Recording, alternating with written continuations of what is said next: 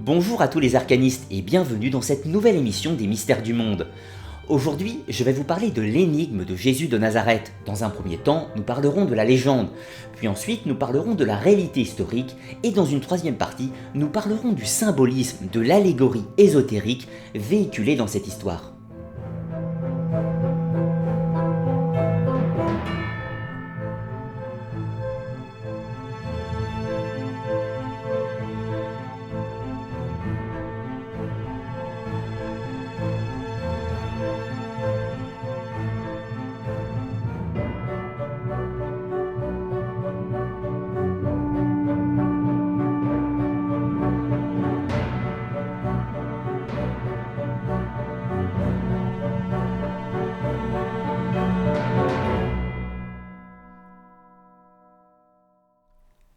Un jour, une jeune fille nommée Marie reçut la visite de l'ange Gabriel. Tout d'abord effrayée, l'ange lui expliqua qu'il était l'envoyé de Dieu et que Marie, parmi toutes les femmes, avait été choisie pour porter l'enfant de Dieu et que ce dernier devra avoir pour nom Jésus, qu'il deviendrait grand et sera roi, tout comme David, mais plus encore, car ce sera pour l'éternité et son royaume n'aura pas de fin.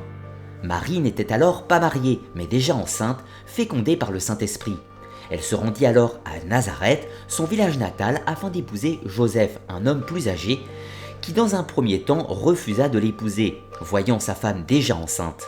Mais l'ange Gabriel lui apparut, lui expliquant qu'il pouvait l'épouser sans crainte, car elle portait le Fils de Dieu et qu'elle était bénie. Alors Joseph accepta. C'est alors qu'une loi promulguée par l'empereur Auguste de Rome ordonna un recensement de la population de Judée. C'est ainsi que Joseph et Marie se mirent en route pour Bethléem, la ville natale de Joseph, pour le recensement. Mais là-bas, ils ne trouvèrent pas de place au sein de la ville, et Marie s'apprêtant à accoucher, ils trouvèrent alors une place dans une étable au milieu des bêtes, et c'est ici que Jésus est né, et que nombre d'anges apparurent dans les cieux afin d'annoncer la bonne nouvelle. Le Christ Sauveur était né pour sauver l'humanité. Pendant ce temps, 3 astrologues venus d'Orient, appelés les 3 mages, Balthazar, Melchior et Gaspard, suivirent une étoile brillante qui les conduit jusqu'au lieu de naissance de l'enfant sauveur. Mais en cours de route, ils s'arrêtèrent à Jérusalem et rencontrèrent le roi Hérode, qui leur demanda de venir le prévenir une fois qu'ils auraient trouvé l'enfant. Bien sûr, c'était dans le but de le tuer, car la rumeur annonçait que l'enfant serait roi des Juifs. Les rois mages trouvèrent enfin Jésus et lui firent des présents. Ils furent ensuite prévenus par un ange de ne pas retourner voir le roi Hérode. Ce dernier, furieux, ordonna un infanticide des enfants de 2 ans et moins, mais Joseph, averti encore une fois par un ange, partit avec Marie et Jésus se réfugier en Égypte pour ne revenir qu'après la mort d'Hérode le Grand. Plus tard, à l'âge de 12 ans, Jésus voyagea à Jérusalem avec ses parents et ses nombreux frères et sœurs, ou plutôt demi-frères et sœurs, pour la fête de la Pâque juive comme tous les ans, Pécha. C'est alors qu'il se rendit au temple de Jérusalem et parla avec une stupéfiante intelligence au prêtre du temple. Par la suite, Jésus devint charpentier jusqu'à l'âge de ses 30 ans, au moment où il partira et sera baptisé dans le Jourdain par Jean le Baptiste. C'est alors que le Saint-Esprit se manifesta et que Jésus se retira tout d'abord 40 jours dans le désert et affrontera Satan par 3 fois et lui résistera, pour ensuite revenir commencer son ministère en rencontrant ses premiers disciples André, Pierre, Philippe et Nathanaël. Ils se rendirent ensemble à Cana, la ville de Nathanaël, et lors d'un mariage, Jésus accomplit son premier miracle en changeant l'eau en vin, et par la suite, de retour à Jérusalem, il se mit très en colère en voyant les sacrifices d'animaux et le commerce pratiqué au sein du temple de Jérusalem. Alors, il chassa les animaux et prit des cordes comme fouet et punit les prêtres et les marchands en prononçant la phrase « Hors d'ici, c'est la maison de mon père, n'en faites pas une maison de commerce. Vous avez transformé ce lieu en caverne de voleurs. » Jésus se rendit ensuite en Samarie et déclara que son message s'adressait à tous les peuples sans distinction de race. C'est par la suite, sur une montagne où il enseignait, que Jésus choisit parmi ses disciples les 12 apôtres et professe l'arrivée du royaume de Dieu sur terre sous sa domination. Commença alors le long périple de Jésus, où il ressuscita des morts et rendit la vue aux aveugles en soignant les malades, se battit contre la lapidation des femmes et bien d'autres choses. Jésus apprit ensuite la mort de Jean le Baptiste, qui fut décapité et il en fut très affecté. C'est ce soir-là qu'intervint l'un des plus grands miracles de Jésus, lorsqu'il nourrit la foule de disciples, 5000 personnes, avec seulement 5 pains et 2 poissons, qu'il multiplia en priant Dieu, et ainsi tout le monde put manger à sa faim. Miracle qu'il renouvellera d'autres fois d'ailleurs. Le soir même, Jésus ordonna à ses apôtres de traverser la mer de Galilée par bateau, mais survint une terrible tempête. C'est alors que les disciples terrifiés virent Jésus marcher sur l'eau et venir à leur rencontre pour les sauver. Par la suite, Jésus continua son enseignement en donnant des leçons d'humilité à ses disciples tout en continuant à accomplir de nombreux miracles et soigner les malades bien sûr. Âgé maintenant de 33 ans, il annonce à ses fidèles qu'il doit se rendre à Jérusalem et que c'est là-bas qu'il sera mis à mort, mais qu'il ressusciterait. Le groupe se mit alors en route, non sans quelques miracles sur la route, notamment en rendant la vue à 2 aveugles. Arrivé devant Jérusalem, il monta sur un âne comme les anciens rois juifs et fut accueilli par la foule en liesse, et tous le réclamèrent comme roi. Mais Jésus leur expliqua que son règne ne commencerait pas tant qu'il serait sur terre. Autant dire que personne ne comprenait à ce moment-là. 2 jours plus tard, Jésus s'était réfugié sur le mont des Oliviers avec 4 de ses apôtres, car les choses en ville commençaient à se gâter. Les prêtres voulaient se saisir de Jésus et le mettre en prison. Jésus expliqua alors que son rôle était de mettre fin à la méchanceté des hommes, et que cela arriverait quand il reviendrait dominer en tant que roi, mais que cela serait après des guerres sanglantes, des épidémies, des famines et des tremblements de terre, ce qui en soi est plus ou moins toujours arrivé avant et après Jésus-Christ. Le jeudi, Jésus et ses 12 apôtres se réunirent pour manger le repas pascal. Juste après, Jésus entama un autre repas d'une toute autre nature. Il tendit du pain à ses apôtres en disant « Ceci est mon corps qui va être donné pour vous ». Puis tendit une coupe de vin en disant « Ceci est mon sang qui va être répandu pour vous ». Cet épisode est appelé la scène du Seigneur, et c'est également à ce moment que Jésus annonce à ses disciples que l'un d'entre eux va le trahir. Et c'est justement ce qui se passa. Judas Iscariote se rendit aux autorités du temple pour conduire les soldats à Jésus pour la modeste récompense de 30 pièces d'argent. Jésus et ses disciples se rendirent après le repas au jardin de Gethsémani, où il exhorta ses disciples à prier, et quelque temps plus tard, des hommes d'armes surgirent en compagnie de Judas, qui se dirigea vers Jésus pour le désigner par un baiser, d'où l'expression « le baiser de Judas ». Les soldats s'emparent alors de Jésus, non sans quelques résistances des apôtres, jusqu'à ce que Jésus leur ordonne d'arrêter avec la phrase « Celui qui vit par l'épée mourra par l'épée ». Jésus, une fois arrêté, subit les premières sévices et beaucoup d'autres étaient à venir encore. On l'emmena dans la maison de Caïphe, le grand prêtre du temple. S'ensuivit un simulacre de procès avec quelques faux témoignages et les prêtres demandèrent la mise à mort de Jésus. Mais seuls les Romains avaient le pouvoir de condamnation à mort à cette époque en terre de Judée soumise à l'Empire. Le vendredi matin, Jésus fut alors emmené chez Ponce Pilate, gouverneur de Judée, pour demander sa mise à mort. Ponce Pilate interrogea Jésus et dit « Je ne le trouve coupable d'aucun crime ». Pilate l'envoya alors chez Hérode d'Antipas, qui ne trouva pas non plus motif à condamnation et de ce fait le renvoya chez Pilate. Ce dernier bien ennuyé car les prêtres réclamaient la mort de Jésus et la situation précaire du pays pouvait dégénérer en révolte. Pilate avait l'habitude de gracier un condamné par an au moment de la Pâque juive Pessa et proposa donc au peuple de libérer soit Barabbas, un criminel violeur notoire récidiviste, ou Jésus. Le peuple choisit tout naturellement de sauver Barabbas. Allez comprendre pourquoi. C'est alors que Pilate se lava les mains pour ne pas être responsable symboliquement de cette condamnation.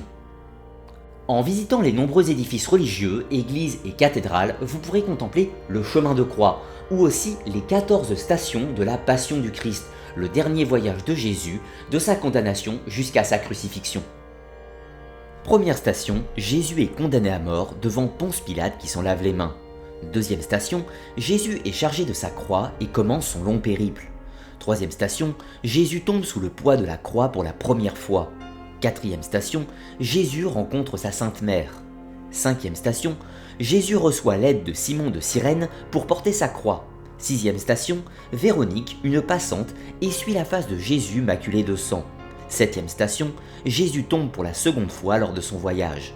Huitième station, Jésus console les filles d'Israël en larmes devant lui. 9e station, Jésus tombe pour la 3e et dernière fois. 10e station, Jésus est dépouillé de ses vêtements et les soldats jouent sa tunique au dé. 11e station, Jésus est cloué sur la croix et placé entre deux voleurs. 12e station, Jésus meurt sur la croix par un coup de lance du soldat Longinus. 13e station, Jésus est descendu de la croix et remis à ses disciples et à sa mère. 4e station, Jésus est mis au tombeau. Dernière station du chemin de croix classique. Ensuite, 3 jours après sa mort, Jésus ressuscita et se montra à ses disciples pendant une quarantaine de jours, puis monta au ciel. Par la suite, Dieu envoya l'Esprit Saint sur les disciples afin que ces derniers puissent continuer l'œuvre de Jésus et surtout écrire les évangiles bien sûr. La première chose à faire lorsque l'on veut s'intéresser au personnage de Jésus de Nazareth, c'est de le différencier du personnage de Jésus-Christ. Je sais que cette phrase peut sembler rigolote ou caricaturale, mais comprenez bien que lorsque l'on n'est pas chrétien, ce qui est mon cas, on ne peut pas prendre les évangiles pour argent comptant. Il faut bien différencier le personnage de Jésus en tant qu'homme et nous intéresser aux éléments historiques de sa vie et le personnage de Jésus-Christ qui est le Messie, une allégorie mythologique qui a pour but de véhiculer un enseignement. Voyons maintenant dans un premier temps les différentes sources archéologiques et historiques qui nous permettent d'en apprendre plus sur la réalité historique du personnage de Jésus de Nazareth. Dans un premier temps, intéressons-nous aux évangiles canoniques, c'est-à-dire reconnus par l'Église. Il y a celui de Marc, Matthieu, Luc et Jean. D'après les archéologues et historiens, ces textes furent écrits entre l'an 60 et 100 de notre ère, soit un minimum de 30 ans après la mort de Jésus. La vie du Nazaréen que je vous ai conté est issue de ces 4 textes uniquement. Dans les premiers temps du christianisme, c'est-à-dire l'époque paléo-chrétienne, il existait de nombreux courants divergents avec des visions parfois antinomiques de la nouvelle religion, qui aboutirent même à des affrontements entre chrétiens. C'est ainsi qu'en 325 de notre ère, le christianisme prend de plus en plus d'importance au point de représenter 50% des croyances dans l'Empire romain. C'est alors que l'empereur Constantin convoqua le premier concile de la religion chrétienne à Nicée, qui avait pour but d'unifier les différentes mouvances dans un dogme commun et unique. Toutes les grandes questions religieuses seront évoquées, notamment la virginité de Marie, la résurrection de Jésus, la date de Pâques et surtout la nature divine de Jésus. Vous connaissez tous les conclusions de ce concile, cela donnera naissance à l'Église de Rome. Lors de cette réunion, les chefs de l'Église se mirent d'accord sur 4 évangiles conformes et tous les autres seront bannis ou déclarés apocryphes, ou si vous préférez, non conformes au dogme. Et la plupart de ces textes furent détruits. De plus, c'est en 380 que l'empereur Théodose fera du christianisme l'unique religion d'État, que la bibliothèque d'Alexandrie sera également détruite pour la 2e fois. Hasard ou pas, je ne saurais vous dire. Mais heureusement pour nous, certains textes ont néanmoins survécu pour réapparaître presque 1700 ans plus tard. Notamment l'évangile de Marie, découvert en 1896 en Égypte, puis ensuite l'importante bibliothèque de Nag Hammadi, découvert en 1945 toujours en Égypte, qui comprend 13 codex manuscrits ou évangiles apocryphes. Nous avons encore l'évangile de Judas, lui découvert en 1978. Ces textes apocryphes nous permettent d'éclairer légèrement cette énigme christique, mais restent néanmoins insuffisantes. Il nous faut également considérer les textes romains contemporains de l'époque de Jésus, et autant vous dire, il n'en existe pas beaucoup. Nous avons néanmoins, en 42 après Jésus-Christ, Suétone qui écrit « Les Juifs provoquant continuellement des troubles, à l'instigation de Chrestos, Claude les chassa de Rome ». Par Claude, il entend l'empereur romain de l'époque, mais il ne fait pas référence à Jésus, mais à Chrestos, qui est un titre et non pas un nom. De plus, l'événement se passe bien après la crucifixion. Ensuite, nous avons Tacite, qui cite les chrétiens dont le nom vient du Christ. Nous avons également Flavius Joseph, un juif pro-romain, qui écrit un bref passage relatif à Jésus, connu sous le nom de Testiamonium Flavarium à la fin du 1er siècle. Mais ce texte est reconnu comme une falsification même par l'Église d'aujourd'hui. Tous les autres textes romains plus tardifs ne peuvent être pris en compte car trop éloignés des événements et surtout dans un empire devenu majoritairement chrétien. Ces textes seraient donc par nature orientés.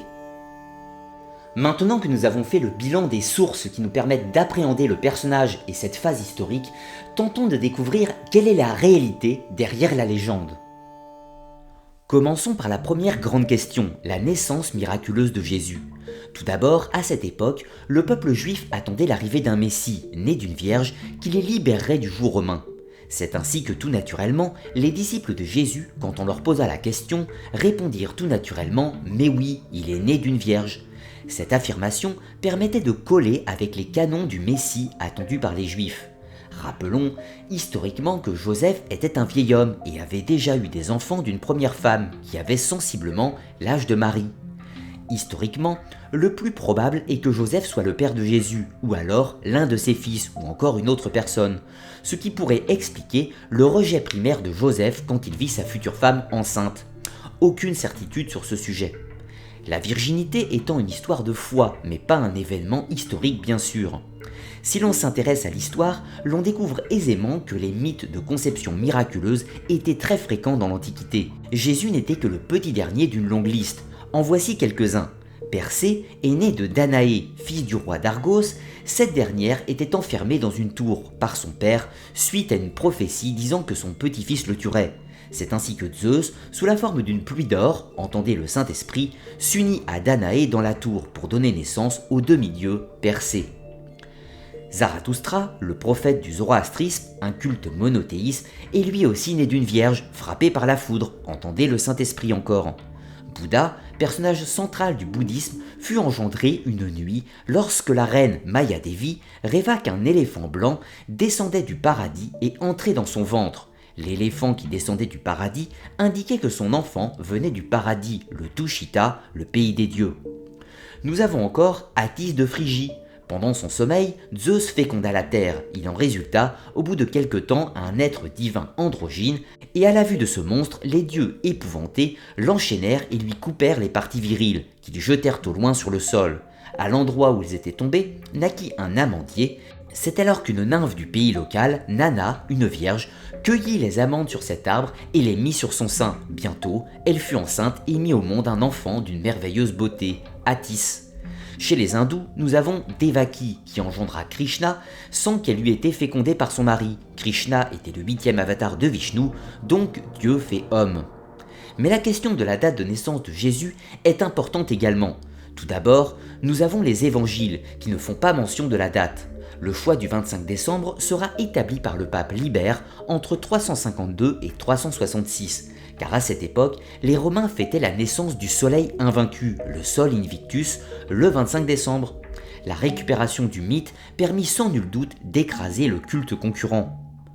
En revanche, la date de naissance de Jésus était probablement en septembre ou octobre, le moment où les bergers et les troupeaux sont encore dans les montagnes, ce qui est impossible au mois de décembre. Pour ce qui est de l'année de naissance, deux éléments des évangiles peuvent nous éclairer. Si Jésus est né sous le règne d'Hérode le Grand, ce dernier étant mort en -4 avant Jésus-Christ, Jésus serait fatalement né préalablement. L'autre élément est le fameux recensement qui oblige Joseph et Marie à se rendre à Bethléem. Eh bien ce recensement eut bien lieu, mais en l'an 6 de notre ère. On le nomme le recensement de Quirinius. Aujourd'hui, la majorité des historiens s'accordent pour dire que Jésus est probablement né vers l'an 7 avant notre ère, et qu'il avait 12 ans lors du recensement de Quirinius. Après le problème de la naissance vient le problème du lieu. L'on dit que Jésus de Nazareth est venu au monde à Bethléem. Eh bien cela concorde ou s'accorde avec l'attente du Messie du peuple juif, qui devait naître à Bethléem dans la lignée du roi David. Il est donc plus que probable que le lieu de naissance, tout comme la naissance miraculeuse, fut établi par les premiers chrétiens pour répondre au canon du judaïsme de l'époque. Il est beaucoup plus probable que Jésus soit né à Nazareth, un petit village de Galilée qui existait à l'époque, et dont certains archéologues actuels affirment avoir retrouvé la maison de Joseph. Pour l'affaire des 3 rois mages, cela n'a pour moi aucune trace historique et relève de l'allégorie astronomique dont nous parlerons longuement tout à l'heure. Voyons maintenant l'historicité de certains personnages faisant partie du récit. Ponce Pilate a réellement existé, il fut gouverneur de Judée entre l'an 26 et 36 de notre ère. Sa femme, Claudia Procula, fut convertie au christianisme et laisse à penser qu'elle partit de Terre Sainte pour s'installer dans le sud de la France, notamment en compagnie de Marie-Madeleine, et elle se serait établie au Sainte-Marie de la Mer ou à Narbonne. Le grand prêtre Caïphe a réellement existé. C'est sous sa domination que les sacrifices d'animaux seront installés au grand temple de Jérusalem, élément qui pourrait expliquer l'épisode où Jésus chasse les marchands du temple. Les apôtres, tout comme Jésus, ont probablement tous existé. Il existe de nombreuses variantes de noms suivant les évangiles et leur vie a très certainement, comme pour Jésus, été amplifiée d'une large part de mythologie, ce qui n'exclut pas leur existence pour autant. Jean le Baptiste a lui aussi existé. C'est un précurseur de Jésus en tant que prophète, et certains affirment même qu'ils étaient cousins, ce qui n'est pas impossible. Les idées des deux hommes étant relativement proches.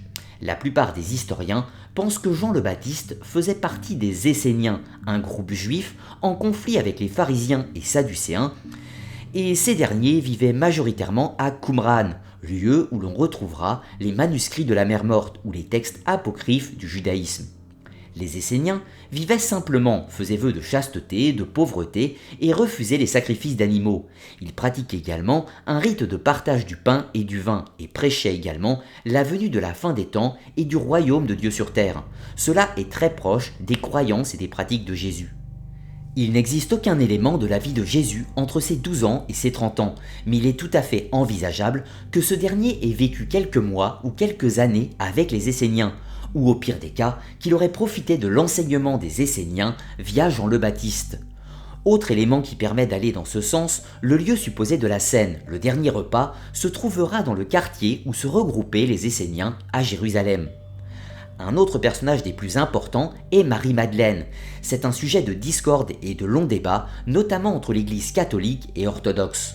Dans les évangiles, nous trouvons des références à 3 personnages répondant au nom de Marie, hors Marie, mère de Jésus bien sûr. Tout d'abord, Marie de Magdala, de son vrai nom Myriam, qui signifie princesse en hébreu. C'est une femme aisée, originaire de la ville de Magdala. C'est elle dont Jésus a chassé 7 démons, et depuis, elle le suivait partout et l'assistait de ses biens, c'est-à-dire qu'elle finançait les déplacements de Jésus et de ses disciples. Marie de Magdala est d'autant plus essentielle comme personnage car elle assiste à la mort du Christ sur la croix et qu'elle est le premier témoin de la résurrection. Ensuite vient Marie de Béthanie, sœur de Marthe et de Lazare le ressuscité. C'est elle qui versa un flacon de parfum sur la tête de Jésus. Et une troisième Marie dont il n'existe qu'une seule citation. Et voici une femme qui dans la ville était une pécheresse, ayant appris qu'il était à table dans la maison du pharisien, elle avait apporté un vase de parfum. Et se plaçant par derrière à ses pieds, tout en pleurs, elle se mit à lui arroser les pieds de ses larmes, et elle les essuyait avec ses cheveux, les couvrant de baisers et de parfums. Pour l'Église catholique, ces 3 femmes sont une seule et même personne, alors que pour l'Église orthodoxe, il s'agit de 3 femmes différentes. Intéressons-nous à celle que l'on nomme Marie de Magdala. Certains pensent qu'elle aurait pu être l'épouse de Jésus. Voici les quelques éléments. Tout d'abord, le personnage tient une place particulière comme témoin de la résurrection, mais également elle est omniprésente dans les évangiles. Ensuite, certains passages des évangiles apocryphes nous poussent à la réflexion. Citons l'évangile de Philippe. Il y avait 3 femmes qui étaient proches du Seigneur, sa mère, Marie, sa sœur et Marie-Madeleine, qu'on appelait sa compagne. En effet, sa sœur était une Marie, sa mère et sa compagne également. L'autre citation dit « Madeleine, le Sauveur l'aimait plus que tous les disciples et l'embrassait souvent sur la bouche, et les disciples lui demandèrent « Pourquoi l'aimes-tu plus que nous ?» Mais comme pour les autres éléments, ne tombons pas dans une certitude immédiate. Une chose est néanmoins certaine, Marie de Magdala était très proche de Jésus, et peut-être même sa principale disciple. Beaucoup pensent qu'il n'aurait pas été crédible que Jésus ne soit pas marié à 30 ans, surtout pour un rabbin instructeur. Néanmoins, s'il suivait les préceptes esséniens de chasteté, cela aurait été possible. Intéressons-nous maintenant à la crucifixion de Jésus. Tout d'abord, il existe un long débat pour savoir s'il a vraiment été crucifié ou non. Les musulmans, par exemple, considèrent que non, et certaines hypothèses affirment que ce serait son frère ou même son jumeau qui aurait été crucifié à sa place. Pour ma part, je ne suis pas convaincu par ces hypothèses et je reste sur l'histoire de la crucifixion classique. Mais la vraie question est pourquoi il fut crucifié. obligatoirement pour un crime politique, car on ne crucifie pas n'importe qui, contrairement au barbarisme que l'on véhicule aujourd'hui.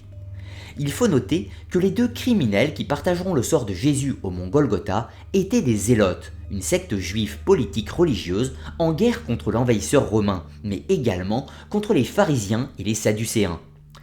Il n'est de ce fait pas impossible que Jésus ait entretenu des rapports avec la secte des Zélotes, ce qui expliquerait plus prosaïquement le mode d'exécution qu'il dut affronter au lieu d'une simple exécution classique. Quant aux différentes reliques de la Passion du Christ, il serait trop long de m'étendre sur le sujet. Je vous rappellerai seulement que si l'on réunissait tous les fragments officiels de la vraie croix que portait Jésus, nous pourrions construire une sublime cathédrale chrétienne en bois. Cela en dit long sur l'authenticité de ces reliques, bien qu'il est possible, même probable, que certaines, très rares, soient exactes.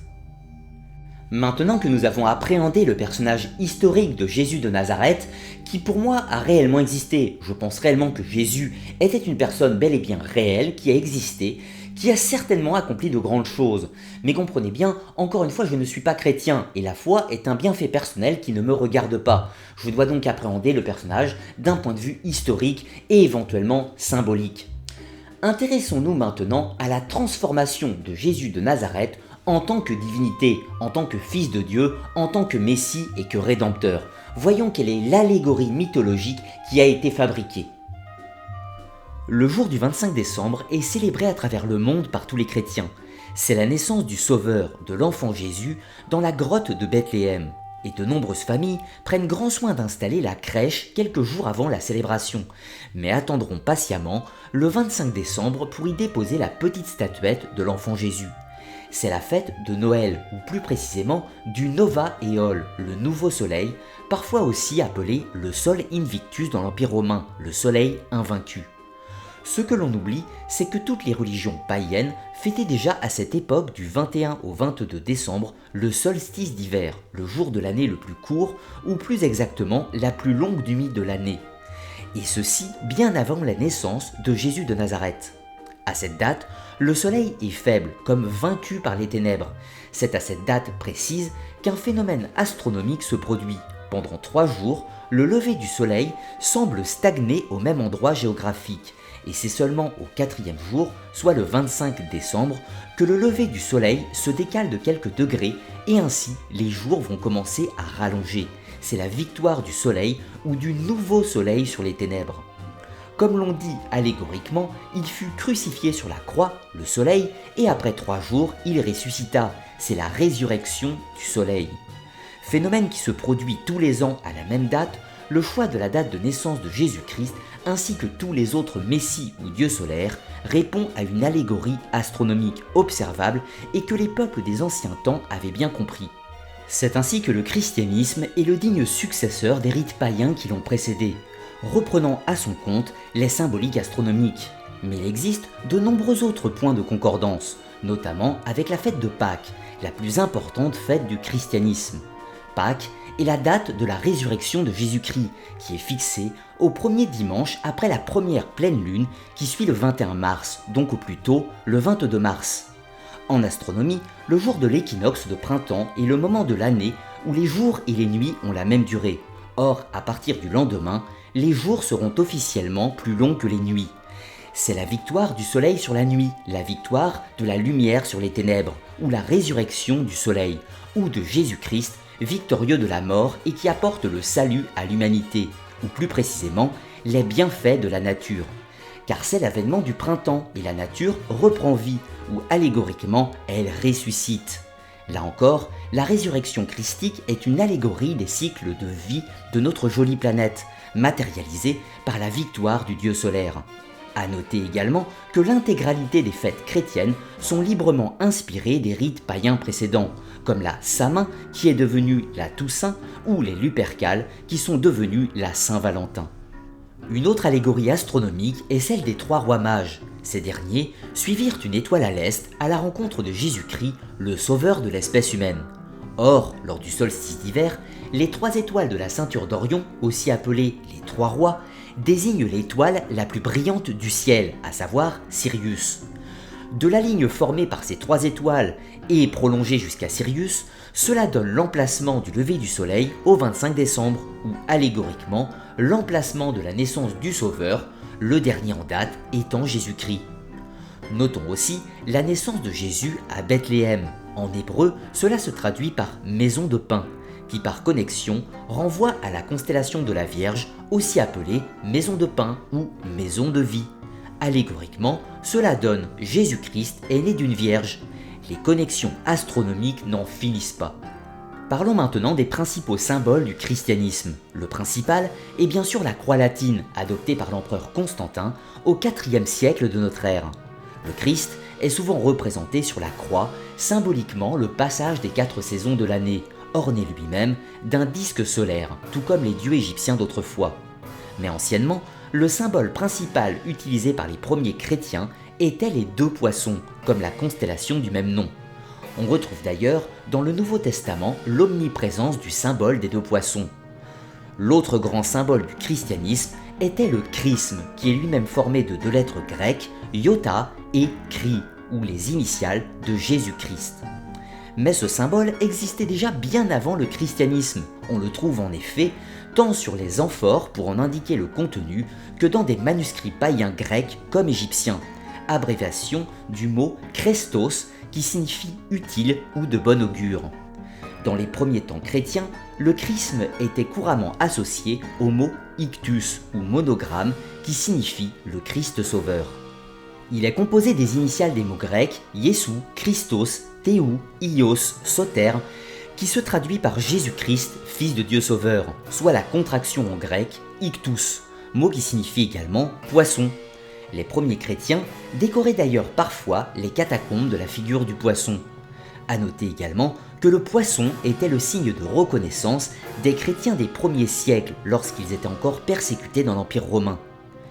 Il me faut maintenant vous parler du phénomène de précession des équinoxes. Comme vous le savez tous, lors d'une année, le Soleil traverse successivement les 12 constellations du zodiaque, ou allégoriquement, le Soleil, Jésus, entouré de ses 12 apôtres. Donc, en prenant la date de référence utilisée par toutes les civilisations, à savoir l'équinoxe de printemps, le 21 mars, le Soleil se lèvera au 12 août dans la constellation du Lion et le 2 décembre dans la constellation du Sagittaire par exemple. Or, ceci n'est pas exact, ou plutôt, cela était exact en 2000 avant Jésus-Christ, l'époque de l'invention de l'astrologie par les Chaldéens. L'erreur est due au phénomène de précession des équinoxes que l'on appellera la grande année. Ce phénomène est dû au léger mouvement angulaire de la Terre qui provoque une grande année de précession d'une durée de 25 760 ans approximativement. Préalablement, en moins 2000 à l'an 1 avant Jésus-Christ, nous étions dans l'ère du bélier, d'où l'omniprésence des symboles divins représentant cet animal, notamment chez les Égyptiens au temple de Karnak ou dans les cultes babyloniens, chez les Berbères également avec la Tafaska, le sacrifice du bélier, chez les Hébreux avec l'agneau sacrificiel qui remplace le fils d'Abraham, ou encore chez les Grecs avec la légendaire toison d'or recherchée par les Argonautes. Or la comparaison est des plus intéressantes. Pour les chrétiens, le Christ se sacrifie pour le rachat de tous les péchés, alors que de moins 2000 à l'an 1 avant Jésus-Christ, de nombreux peuples pratiquaient le sacrifice du bélier dans les mêmes objectifs. Mais l'analogie ne s'arrête pas là. De moins 4300 à moins 2000 avant Jésus-Christ, donc l'époque communément admise des premières grandes civilisations, nous étions dans l'ère du taureau. Or les peuples de cette époque vénéraient tout naturellement cet animal, notamment chez les Égyptiens avec le taureau Apis, un culte des premiers temps de l'Égypte pharaonique, mais également dans tous les cultes sumériens où le taureau est la monture des dieux par excellence, également chez les Ougarites. Ou encore dans la civilisation minoenne en moins 2700 avant Jésus-Christ, où de nombreuses fresques montrent des spectacles d'acrobatie faisant intervenir des taureaux. Il semble bien que le cycle de précession des équinoxes a bel et bien influencé la religion humaine et sa symbolique. Notons aussi quelques exemples flagrants des passages de l'ère du taureau à celui du bélier. Moïse, qui redescend du mont Sinaï avec les tablettes de la loi vers 1200 avant Jésus-Christ, d'après l'Ancien Testament, il contemple son peuple en admiration devant un veau d'or, donc une fausse idole, car nous sommes dans l'ère du bélier et personne ne doit adorer l'ancienne idole. Il brise alors les tablettes de la loi de fureur et ordonne à son peuple de s'entretuer pour se purifier. Autre exemple avec le dieu solaire Mitra, un des ancêtres du Christ, religion originaire de Perse, datée de moins 1200 avant Jésus-Christ. Ce dieu solaire est représenté mettant à mort un taureau, la fausse idole de l'ancienne ère. Pour conclure avec ces histoires de précession d'équinoxe, parlons maintenant de l'Apocalypse ou de la fin des temps du christianisme, qui symboliquement devrait intervenir vers l'an 2145 avec le passage de l'ère du Verseau. Jésus dit dans Luc 22,10 « Voici quand vous serez entrés dans la ville, vous rencontrerez un homme portant une cruche d'eau, suivez-le dans la maison où il entrera. » Vous savez tous que la représentation de la constellation du Verseau est celle d'un homme versant une cruche d'eau, et la maison fait bien sûr référence à la maison zodiacale, terme employé pour désigner les constellations. Jésus dit encore dans Matthieu 28,20 « Enseignez-leur et observez tout ce que je vous ai prescrit, et voici, je suis avec vous tous les jours jusqu'à la fin du monde. » Par monde, on entend bien sûr la fin de l'âge, et donc le passage de l'ère du Poisson au Verseau. De ce fait, lorsque le retour du Christ est prévu pour la fin des temps, il faudrait plutôt y voir l'avènement de la future idole ou du dieu solaire qui représentera l'ère du Verseau, et ce, de 2145 à 4300 de notre ère. La création du personnage de Jésus-Christ s'est appuyée sur un personnage réel ayant existé, à savoir Jésus de Nazareth. Mais Jésus le Christ n'est ni plus ni moins qu'une fabrication allégorique basée sur des phénomènes observables, la résurrection du soleil. Et Jésus-Christ n'est absolument pas le premier. Je vous ai déjà parlé de certains personnages à la naissance miraculeuse, comme Persée, Krishna, Bouddha ou encore Attis de Phrygie. Mais il en existe beaucoup d'autres. Les personnages cités préalablement sont tous des hommes ou des demi-dieux ou des fils des dieux. Mais il existe également des divinités qui partagent directement les attributs de Jésus-Christ, notamment Mitra, un dieu indo-européen qui s'est notamment répandu dans tout l'Empire romain. Or Mitra est lui aussi né d'une divine conception, il est né d'une pierre, né de la terre vierge. Ensuite de ça, il est né, devinez quand, un 25 décembre. Il était appelé le Messie, le bon berger, la lumière de Dieu et également l'alpha et l'oméga, de nombreux attributs qu'il partage avec Jésus-Christ. De plus, il fut lui aussi crucifié et ressuscita au bout de 3 jours, les fameux 3 jours allégoriques où le soleil semble stagner au moment du solstice d'hiver. Mais nous retrouvons également Horus, dieu égyptien, dieu faucon, dieu du soleil. Il est né d'Isis, sa mère, qui fut enfantée par l'Esprit Saint d'Osiris, son père, qui était à ce moment décédé. Il a donc une conception qui n'est pas physique. Ensuite de ça, il est né, devinez quand, un 25 décembre. Lui aussi sera crucifié, va mourir et ressusciter au bout de 3 jours, les fameux 3 jours de stagnation du soleil toujours. Lui aussi était appelé la lumière de Dieu, le Messie, le bon berger, l'alpha et l'oméga. Jésus-Christ, Horus, Mitra et de nombreux autres partagent de nombreux attributs pour une raison extrêmement simple. Cette conception allégorique du dieu soleil existe depuis l'aube de l'humanité, très probablement dans la tradition primordiale. Il est donc tout à fait logique que toutes les grandes civilisations aient adopté le même schéma afin de concevoir ou de créer allégoriquement leur propre dieu, qui est un message initiatique basé sur l'observation des astres, des phénomènes célestes et surtout de montrer le passage des ères ou des âges. L'on peut facilement en conclure que Jésus de Nazareth est un homme qui a réellement existé et qui allégoriquement est devenu une divinité pour répondre à une exigence symbolique. Merci à tous d'avoir suivi cette vidéo. Comme d'habitude, pensez à la liker, la partager et la commenter. Je vous rappelle, pour ceux qui veulent me soutenir dans mon activité, devenir mes mécènes, vous pouvez vous connecter au Tipeee de l'émission afin d'avoir également accès aux émissions privées de l'Academia, des émissions non vulgarisées où je rentre plus dans des théories personnelles sur ces différents sujets. Dans tous les cas, je vous dis à très bientôt sur la chaîne Arcana, les mystères du monde.